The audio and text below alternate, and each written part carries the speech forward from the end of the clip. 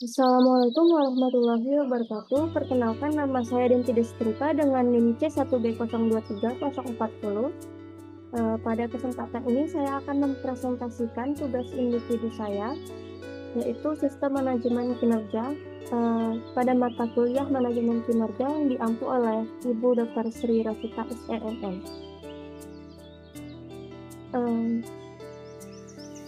Sistem manajemen kinerja adalah proses sistematis untuk merencanakan, memantau, mengembangkan, menilai, dan memberi penghargaan atas kinerja karyawan. Fokus utamanya adalah pencapaian tujuan organisasi melalui peningkatan kinerja individu dan tim. Sedangkan tujuannya adalah yang pertama yaitu meningkatkan kinerja individu dan tim, yang kedua mendorong pencapaian tujuan organisasi, yang ketiga memberikan umpan balik untuk pengembangan karyawan, dan yang terakhir menciptakan budaya kerja yang produktif. Selanjutnya ada komponen utama dalam sistem manajemen kinerja. Yang pertama yaitu perencanaan kinerja. Di sini komponennya untuk menetapkan tujuan dan ekspektasi yang jelas agar karyawan dapat memahami peran serta target yang harus mereka capai. Yang kedua, pemantauan kinerja, memberikan umpan balik secara berkala untuk memastikan kinerja tetap sesuai dengan tujuan yang telah ditetapkan. Yang ketiga yaitu penilaian kinerja, pengevaluasian pencapaian karyawan berdasarkan indikator kerja untuk menentukan pengembangan atau penghargaan. Yang terakhir yaitu pengembangan kinerja, yaitu mengidentifikasi kebutuhan pelatihan dan pembelajaran guna meningkatkan keterampilan serta performa kerja karyawan. Lalu ada proses sistem manajemen kinerja.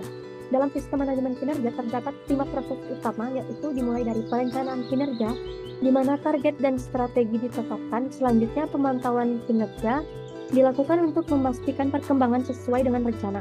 Evaluasi kinerja kemudian dilakukan untuk mengukur hasil kerja dan efektivitas strategi. Lalu jika diperlukan peningkatan kinerja diterapkan agar produktivitas makin optimal. Yang terakhir yaitu sistem reward dan punishment yang digunakan untuk memberikan apresiasi atau perbaikan sesuai pencapaian kinerja karyawan. Dengan proses ini, organisasi dapat mencapai hasil yang lebih baik dan berkelanjutan. Selanjutnya ada implementasi sistem kinerja. Yang pertama yaitu analisis kebutuhan organisasi, di mana mengidentifikasi kebutuhan spesifik organisasi sebelum merancang sistem manajemen kinerja yang tepat. Lalu yang kedua ada desain sistem yang sesuai. Di sini implementasinya yaitu mengembangkan sistem yang selaras dengan budaya kerja, visi, dan misi organisasi. Yang ketiga, komunikasi yang transparan, yaitu menyampaikan informasi kepada karyawan yang agar memahami tujuan dan manfaat dari sistem yang telah diterapkan. Lalu yang keempat, pelatihan karyawan. Di sini nantinya perusahaan akan memberikan pelatihan agar karyawannya memahami cara menerapkan sistem dengan efektif. Lalu yang kelima, implementasi yang bertahap. Perusahaan menerapkan sistem secara bertahap untuk meminimalisir gangguan dan meningkatkan penerimaan karyawan. Lalu yang terakhir yaitu evaluasi dan penyempurnaan berkelanjutan. Perusahaan dapat melakukan pemantauan rutin dan penyempurnaan untuk memastikan efektivitas sistem dalam jangka panjang. Selanjutnya ada manfaat sistem manajemen kinerja, yaitu meningkatkan kinerja organisasi. Sistem ini dapat membantu organisasi mencapai hasil yang lebih optimal melalui pemantauan dan evaluasi yang terstruktur. Lalu ada meningkatkan kepuasan dan keterlibatan karyawan.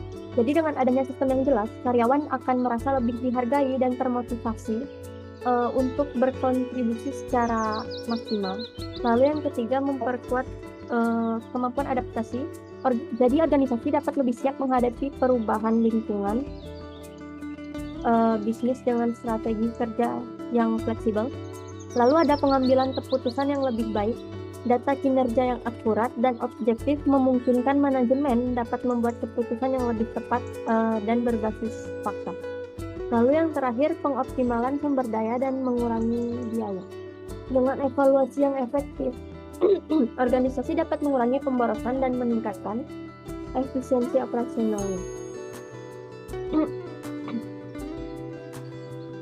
Memasuki kesimpulan, jadi sistem manajemen kinerja ini bertujuan untuk meningkatkan kinerja individu dan organisasi melalui perencanaan, pemantauan, evaluasi, serta pengembangan karyawannya. Manfaatnya yaitu mencakup peningkatan produktivitas, kepuasan karyawan, pengambilan keputusan berbasis data, dan efisiensi sumber daya.